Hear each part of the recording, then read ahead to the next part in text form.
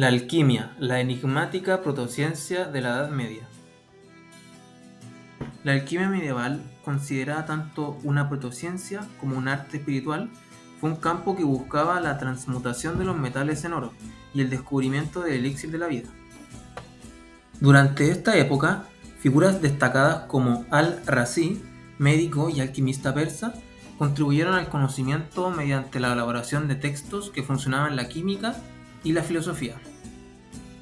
Asimismo, Jabir ibn Hayyan, conocido como Geber en Occidente, estableció los fundamentos teóricos y experimentales de la alquimia, mientras que San Alberto Magno, filósofo y teólogo, integró el pensamiento alquímico con la tradición cristiana.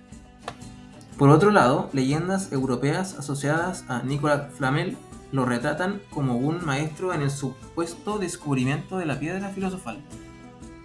A lo largo de este video también abordaremos la relación entre el desarrollo del conocimiento alquímico y el entorno intelectual de la universidad medieval, y cómo estas instituciones clave para la transformación y el debate de saberes en Europa se relacionarían con la protociencia. Durante la Edad Media, la práctica de alquimia estuvo rodeada de misterio y secretismo, en parte por el carácter esotérico de sus conocimientos y en parte por el interés de los alquimistas en proteger sus investigaciones de las miradas ajenas. Este enigma se reflejaba tanto en la ubicación como en el diseño de sus laboratorios, que evolucionaron desde espacios improvisados hasta convertirse en lugares cada vez más numerosos y estratégicamente ubicados. Los alquimistas medievales tendían a poner todo su empeño en atraer las miradas curiosas, ya que en los primeros siglos de la alquimia medieval, muchos alquimistas necesitaban apoyo financiero para llevar a cabo sus experimentos, lo que llevaba a buscar mecenas entre nobles, reyes o burgueses adinerados. Para ello, presentaban la alquimia como un arte capaz de obtener beneficios extraordinarios, como la transmutación de metales en oro, o la creación de elixires con propiedades curativas mediante algunos trucos, ya sean visuales o de otras características. Con el tiempo, estos empezaron a guardar celosamente sus secretos, por lo que ya no se les vería trabajar en locales conocidos por la gente como el famoso Callejón de Oro cercano al Castillo de Praga, sino que se empezaría a resguardar de manera secreta para el público, mediante el uso de pantallas con el fin de disimular ante los transeúntes los vapores que desprenden algunas operaciones de alquimia. Este cambio brusco se debió a muchas razones, como lo serían el querer preservar los conocimientos para ellos mismos, alejar a quienes buscaban sus conocimientos para transmutar oro, o causas religiosas, como lo sería la asociación de la gente sobre la alquimia con prácticas heréticas, mágicas o del engaño. Los laboratorios alquímicos en un principio no eran abundantes, pero con el paso del tiempo crecieron de una manera exponencial, siendo el caso de Nicolas Flamel uno a destacar, al tener unos 200 o 300 laboratorios de alquimia en París.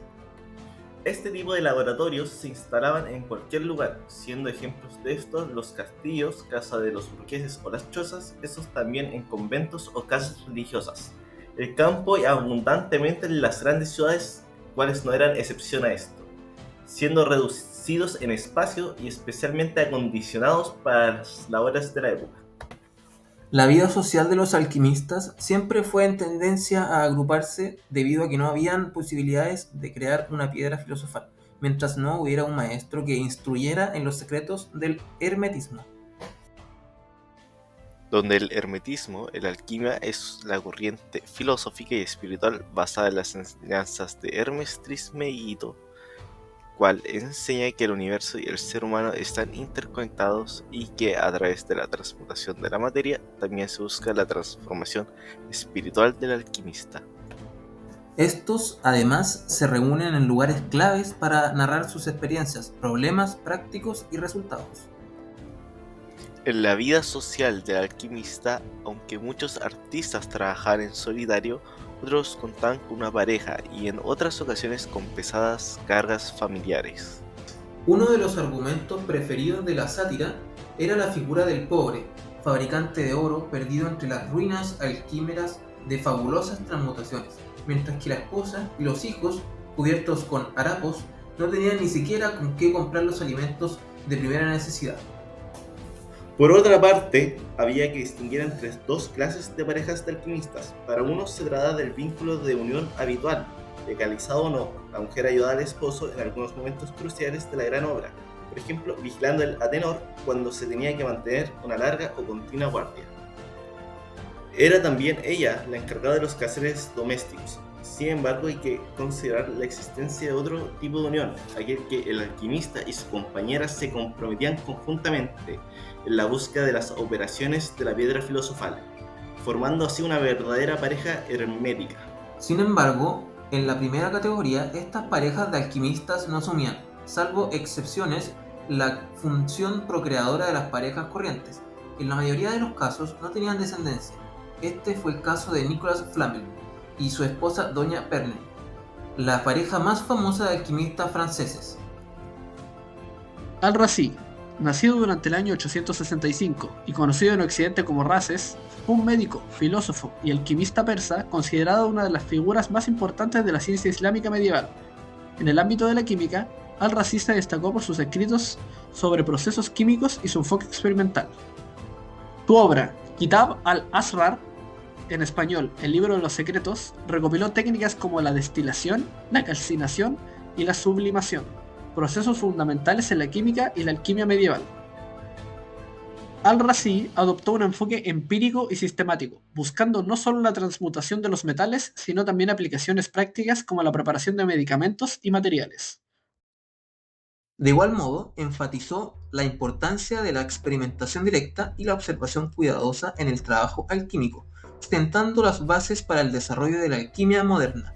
El alquimista sería también quien vincularía la alquimia con la farmacología, empleando procesos químicos para crear medicamentos. Este enfoque práctico ayudó a legitimar la alquimia como una disciplina útil, más allá de su asociación con la transmutación de metales. También sería quien introdujo un método para categorizar materiales en tres grupos principales: minerales, vegetales y animales. David Ibn Hayyan, nacido en el 721 después de Cristo, conocido en Europa como Gaber, fue un destacado alquimista, químico y erudito árabe que vivió en el califato abasí. Introdujo el concepto de los principios básicos, azufre y mercurio, como elementos esenciales en la formación de los metales, un marco teórico que influyó profundamente en la alquimia posterior. También describió y mejoró técnicas como la destilación, cristalización y calcinación, además de diseñar equipos como el alambique. Estas innovaciones se convirtieron en herramientas esenciales para los alquimistas medievales. Sus obras como el Kitab al-Qiyam, el libro de la química, fueron traducidas al latín y circularon ampliamente en Europa, influyendo en pensadores como Alberto Magno y Robert Bacon. San Alberto Magno, nacido en 1200, fue un teólogo, filósofo y científico alemán, conocido como Doctor Universalis por la amplitud de sus conocimientos. Fue una de las figuras más influyentes de la escolástica medieval y un pionero en integrar la filosofía aristotélica con el cristianismo. En el campo de la alquimia, San Alberto Magno destacó por estudiar y legitimar esta disciplina dentro del marco intelectual cristiano, dándole un estatus más respetado en la Europa medieval. Además, trató la alquimia como una disciplina científica válida, separándose de las prácticas supersticiosas. Esto ayudó a integrar en los círculos intelectuales europeos, especialmente en las universidades. Al combinar la alquimia con la teología, San Alberto estableció un marco en el que la búsqueda alquímica podía verse como un intento de comprender la creación divina. Además, San Alberto Magno daba al principio de su tratado de la alquimia una serie de consejos para aquellos estudiantes que desearan seguir sus pasos en el trabajo de la búsqueda de la piedra filosofal. Mezclaba sabios consejos de prudencia con imperativos de tipo económico. Un alquimista debe vivir alejado de los hombres, en una casa particular que tenga 2 o 3 habitaciones dedicadas exclusivamente a efectuar sublimaciones, disoluciones y destilaciones.